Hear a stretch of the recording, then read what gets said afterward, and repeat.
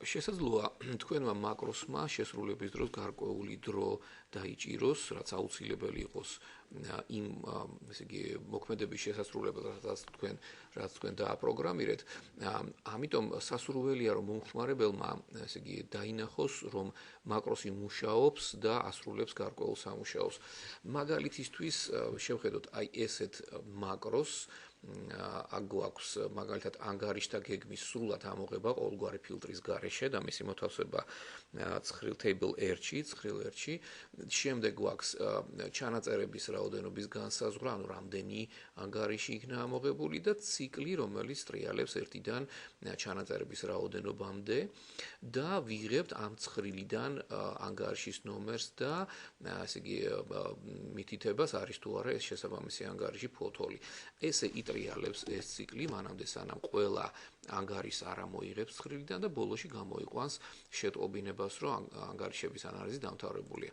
უბრალოდ გავუშვათ, რომ ნახოთ აი ეს ესე იგი შეტყობინება გამოვა ბოლოს და F8 თუ გავყვებით, ვნახავთ, რომ აი 211 ანგარიში იქნა ამოღებული და ნელ-ნელა ის ესე იგი თითოეულ ანგარიშს ამოიღებს და ბოლოს ასე ვთქვათ დაამთავრებს მუშაობას. ეხლა ეს ციკლი, რაც ჩვენ მაგალითად მოვიყვანეთ, საკმაოდ სწრაფად მუშაობს, ასე რომ მომხმარებელი ვერ იგრძნობს პრაქტიკულად ციკლის მუშაობას, მაგრამ ციკლის შიგნით შესაძლებელია ისეთი მოქმედებები იყოს, რომელიც შეანელებს პროცესს. ამიტომ თუ ესე იგი ამ მაკროს გამოიძახებს მომხმარებელი, სასურველია მან იცოდეს თუ რატომ არის პაუზა მაკროსის შესრულების დროს და რა ეტაპზე, ასე ვთქვათ, შესრულების რა ეტაპზეა თქვენი მაკროსი. ამისათვის მოდით ვნახოთ ინტერფეისის ობიექტი, ეს არის progress ობიექტები, რამდენიმე ესე იგი ობიექტი, ეს არის progress start-ი, მოდით გადმოვისროლოთ progress start-ი, მას შემდეგ რასაც ჩვენ გავსაზღვრავთ, რამდენი ესე იგი ციკლის შესრულებას აპირებს თქვენი მაკროსი. ამ progress start-ში არის პირველი პარამეტრი, რომელიც გვეუბნება მაქსიმუმ რამდენი ესე იგი მნიშვნელობა ექნება ესე იგი progress. აქ არის ზუსტად ამ შემთხვევაში 211 მიიღებს მონაწილეობას. ციკლის პროცესში შეგიძლიათ ჩასვათ პროგრესის მიმდინარე მნიშვნელობის მინიჭება, დავუშვათ set-ი. მაგალითად ავიღოთ აი აქვე, როგორც კი დაიწყებს ციკლი მუშაობას და მას მივანიჭოთ i, ანუ იური ესე იგი ბიჯის მნიშვნელობა, მე რამდენი ესე იგი ბიჯზე არის ციკლი და სულ ბოლოს, როცა დამთავრდება ციკლი, გავთიშოთ progress bar-ი, აი ესე შეგვიძლიათ ეგრევე ესე იგი next-ის შემდეგ გავთიშოთ და მოდით ვნახოთ, რას მიიღებს და რას დაინახავს მომხმარებელი. მოდით ჯერ ნელ-ნელა შევასრულოთ ეს მაკროსი. 211 გადაეცემა ესე იგი progress bar-ს და მიაქციეთ ყურადღება უკვე რომ ინტერფეისის სტატუსის ბარში გაჩნდება progress bar-ი.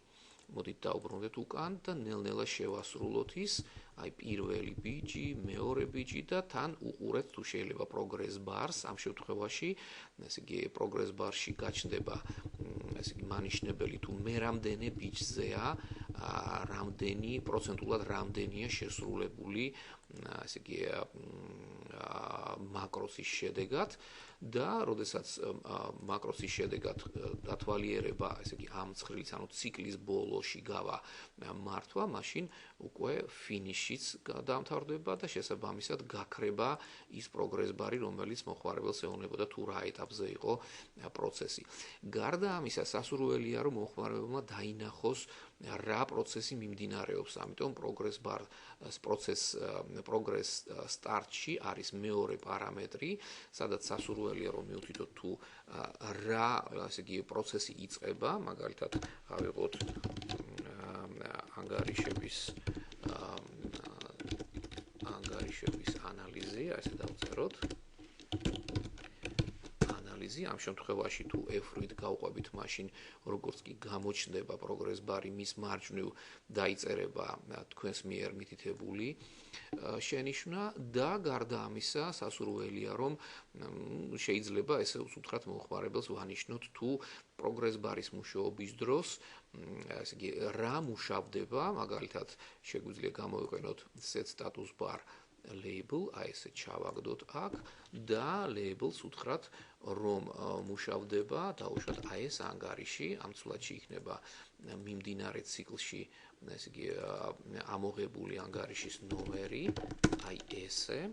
თუ ჩვენ ახლა გავუშვათ F8 ვნახავთ, რომ progress bar-ში უკვე, ესე იგი progress bar-ის მარჯვნივ გაჩნდა ის ანგარიშის ნომერი, რომელიც მუშავდება, აი ესე.